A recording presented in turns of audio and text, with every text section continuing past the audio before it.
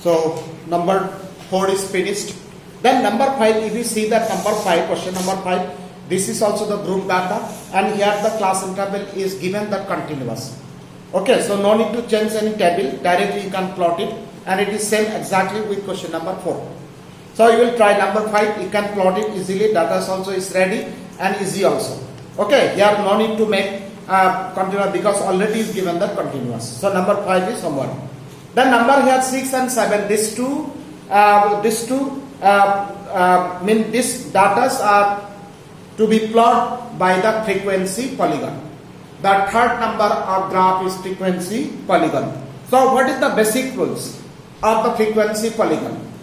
Mainly the frequency polygon we can plot two way. First process is that if we find the class mark, I will define what is the class mark.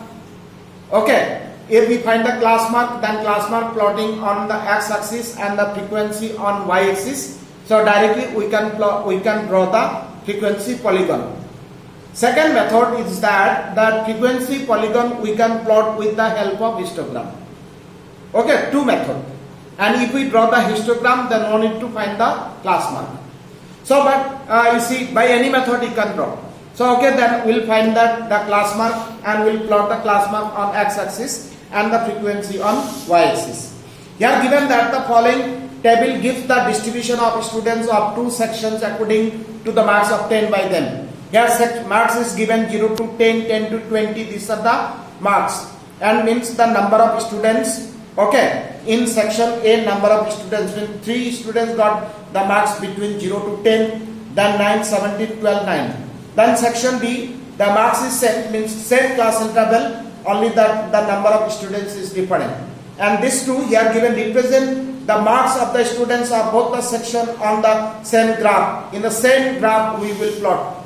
Okay, two section means not to plot on two graph page. No, it is in one graph page. First you draw section A for the same data on the same x-axis, y-axis for the section B.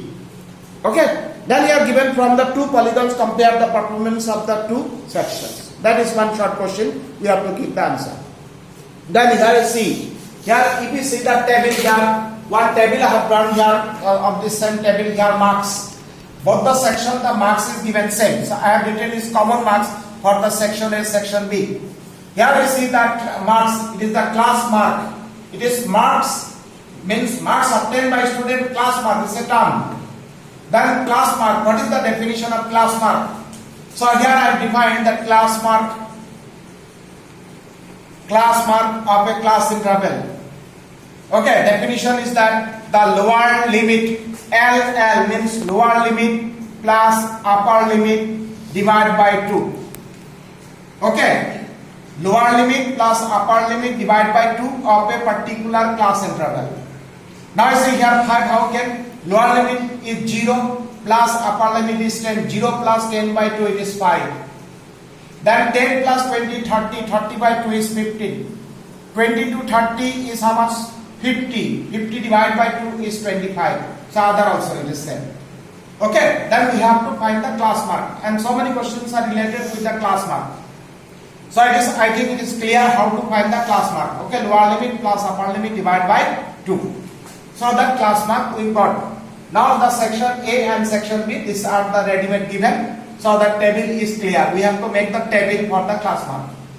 Now you see the graph here, x-axis and y-axis. The main data on x-axis, here the data are given that marks.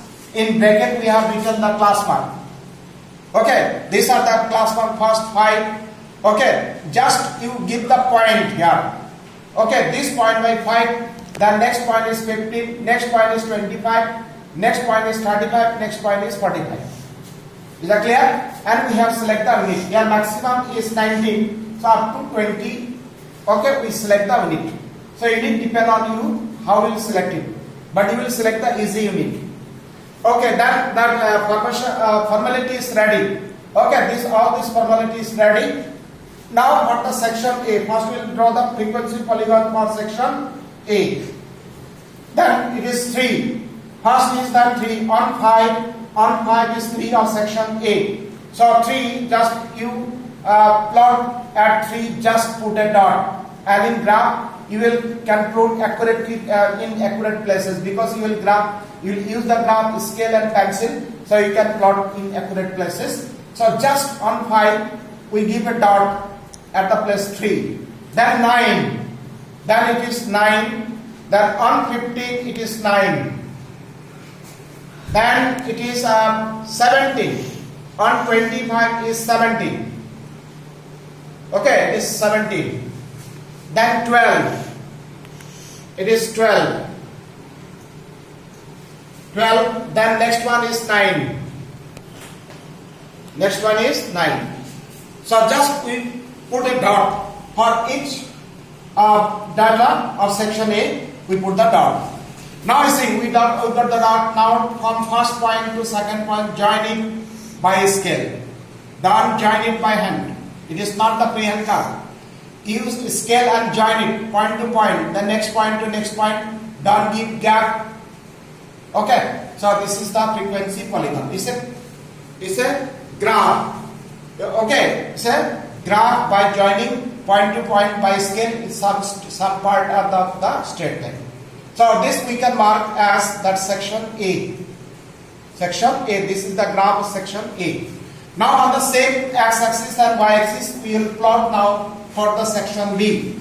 So section B on 5, mark is same. Okay, then 5. It is 5. Then next is 19. Then it is 19. Then next is 50. On 25 is 50. Then 10. On 35 is 10. Then next one is 1. 45 is 1. Yeah. Then here we will join first point to second point to next one to next one to next one. Okay. So this is the graph. This is the frequency polygon, and we can mention it is the section B. Okay. So graph is completed. You see the graph for section A. This is the section B. If two graph, you will mention it. We can plot in this here. If section C, section D, we can plot it. We can compare it. Is that clear? So this is the graph completed. So what is the basic rule? We'll plot the class mark on x-axis and the respective frequency on y-axis, and then plot it. Give the dot and join the dot respectively. Okay, serial number. So here then it is the graph. Here given one short question is that from the two polygons compare the performance of the two sections. If we see the data of the section A, there is some uniformity is there. 3 to 9, 9 to 17, 17 to 12, 12 to 9. But here is uniformity is not there. The 5 to suddenly 19. So 19 minus 5 difference is 4. Here also you see 10 minus 1 the difference is 4. Okay, uniformity is not there. Suddenly you see the graph. Okay, here it is started gone top. But here you see came down. So here the uniformity is not there, but section A some that average that uniformity is there. That is the difference. Where the uniformity is more, their performance is better, we can say. Is that clear? So this is the answer of the second part. So number 6 is finished. This is the rule to plot the frequency polygon. So then number 7. 7 also you see here the runs scored by two teams A and B.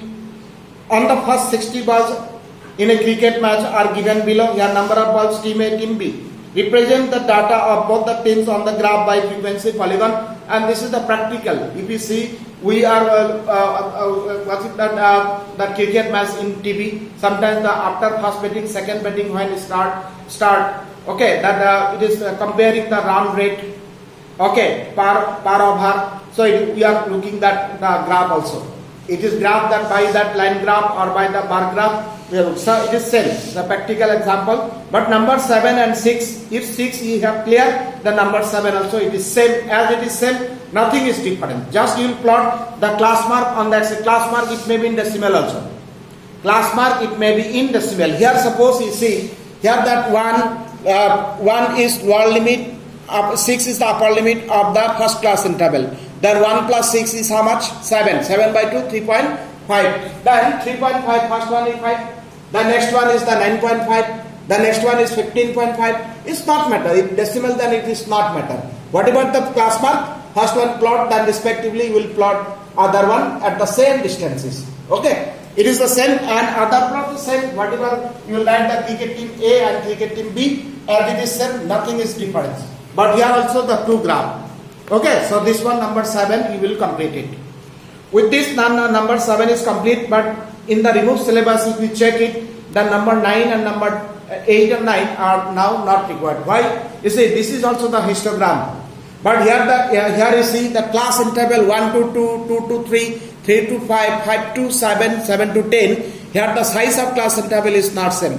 And in removed syllabus is given that in where class interval is now, size of class interval is not same, that is now not in the syllabus. Okay, so that question number 8 and 9 now not required for any exam. For any exam, this two math is not required. Now you see here, the last exercise 14.4 is completely removed. About the mean median mode, no doubt it is important exercise, but it is now removed. Okay, further if we get that time, we will discuss. But now that exercise 14.4 about the mean median mode is removed completely. Okay, so you can read yourself also, but this one is not required for any exam. So then this chapter is finished here.